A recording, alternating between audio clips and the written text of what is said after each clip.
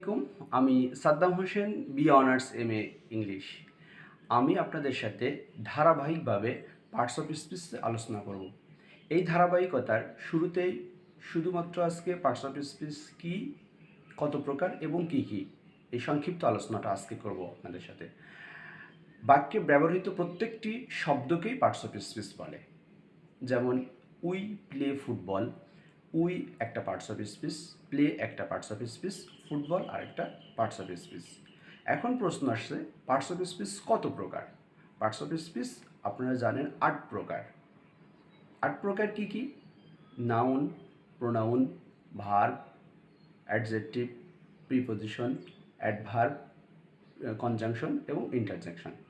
আমরা ধারাবাহিকভাবে নাউন নিয়ে আলোচনা করব, প্রোনাউন নিয়ে আলোচনা করব, এগুলো ধারাবাহিকভাবে আলোচনা চলবে। আগামীকাল নাউন নিয়ে বিস্তর আলোচনা হবে। আশা করি আপনারা সঙ্গে থাকবেন। আজকে